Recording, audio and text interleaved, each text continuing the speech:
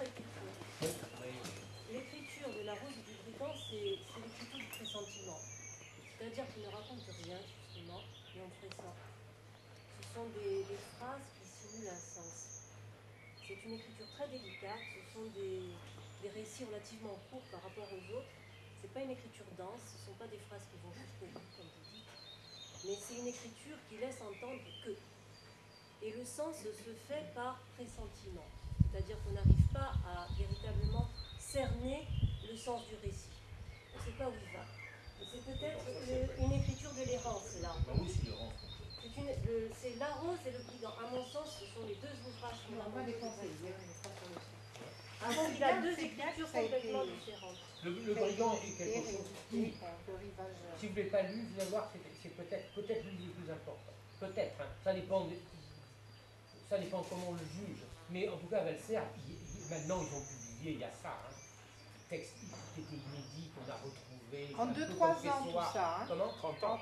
Non, mais lui, la plupart des livres qu'on trouve à présent. Oui, mais ceux dont on parle là, ce sont des livres après et avant même. Ah, l'asile encore. Les gros livres qui sont les siens, c'est 1907, 8 et 9. Voilà. Et après, il n'y a plus rien apparemment, mais on découvre, je ne savais pas ça. On a retrouvé. Après, il va prendre des tout petits bouts de papier, il va noter avec une écriture minuscule. Voilà. Et on a recueilli tout ça. Des fragments, comme ça.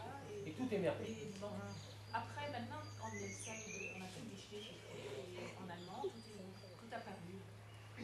C'est un petit peu comme Émile de Pessoa. On a trouvé beaucoup de choses après. Beaucoup d'inédits de Valserre. Qui, attention, a eu un tout petit peu de succès au début du siècle, qui après, qui n'a plus été lu. Et c'est en grande partie, peut-être, je crois que c'est Carzeli qui a relancé. Et dans les années 60, il a retrouvé l'actualité. Il y a beaucoup de Lilly, qui était un spécialiste de l'autisme, s'est beaucoup intéressé à Valserre. Et chez Valserre, il y a une forme D'autisme, enfin, un sentiment vraiment. Ou épileptique.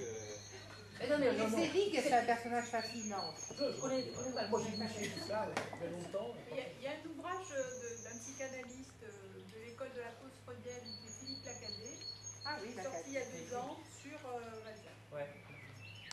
Où il a travaillé sur les petits papiers, où c'est décrit dans tous les Lacadet sens. qui avait fait un travail déjà sur Rimbaud, qui était venu il y a quelques années à Bastia. On a parlé un petit peu du rapport entre le vernis et, c'est-à-dire à un moment donné, il rentre à l'asile, comme il est rentré. Mais Valserre est rentré à l'asile parce que la vie n'était plus possible dans le monde. Je crois que c'était trop terrible. Je pense que c'est une œuvre très tragique. Et puis cette servitude volontaire.